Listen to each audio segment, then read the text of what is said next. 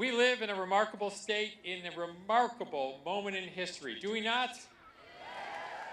Because of the leadership of Governor Greg Abbott, the pro-life leaders and members in the Texas Senate and in the Texas House, in this Capitol building before you, our state provides vast resources for women with unplanned pregnancies. Last session, our governor appropriated and the legislature appropriated $165 million for the highly successful Alternatives to Abortion program. That program provides services at some 200 sites for women facing unplanned pregnancies to assist them in carrying the baby to term, giving birth, and placing that baby for adoption. Services continue for 3 years after the birth of the child. Also, $2.3 billion for medical care for pregnant women, prenatal care, birth, postpartum for 12 months for low-income women. And you know, there are more than 360,000 annual births, so Texas pays for more than half. And of hundreds of privately supported nonprofit and church organizations provide programs for pregnant women and their unborn children before and long after birth. Now, as Governor Abbott has said, our state's pro-life laws are saving babies' lives and they're saving mothers' lives. The laws, particularly the Human Life Protection Act, Representative Claire was talking about that, now completely protects unborn babies from the tragedy of abortion, beginning at conception to birth, as our laws also protect babies after birth who survive abortion. Since Roe was overturned, reported elective abortions have plummeted because our laws went into effect. From thousands per month of elective abortions reported every month to 0. Yes, 0.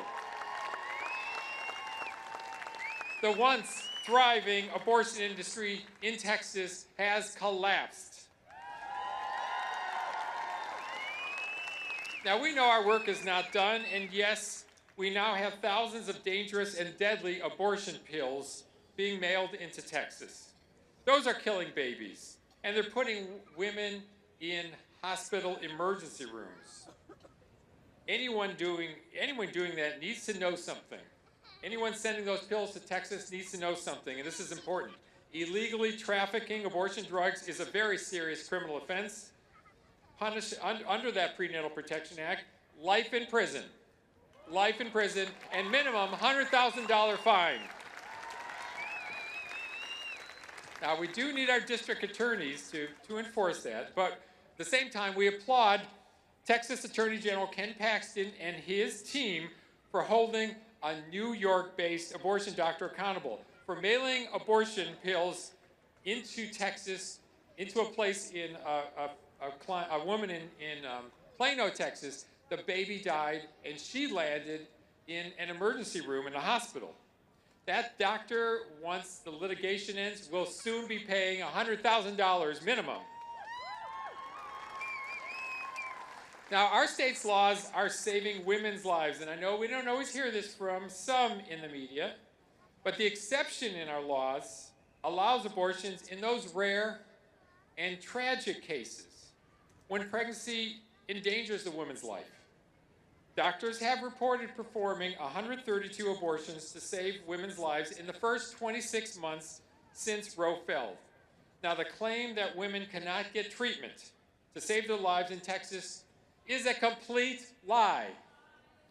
No doctor has been prosecuted. No doctor has been sued. No doctor has been sanctioned for any of those abortions performed under the medical necessity exception. Our laws explicitly allow treatment for miscarriage and ectopic pregnancy. No woman has lost her life in Texas or any other pro-life state for lack of an exception language. Now, the law does protect precious babies conceived in the tragedy of rape or with life-limiting or fatal diagnosis, as Deirdre was telling us. The Supreme Court of Texas has upheld the Human Life Protection Act, that exception, as constitutional and clear for doctors to understand. They've upheld it 2 times. I am proud to be in Texas. Who's proud to be in Texas?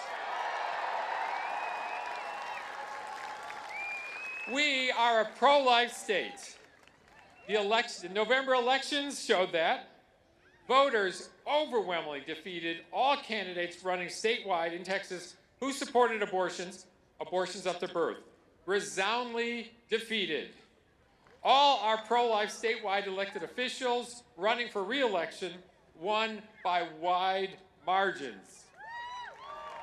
The Texas House of Representatives became more pro-life. The Texas Senate became more pro-life. Texas is pro-life. Yes, we are pro-life. We will never grow weary nor be depressed.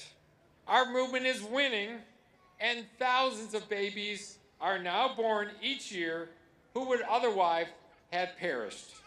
We celebrate the births of those babies.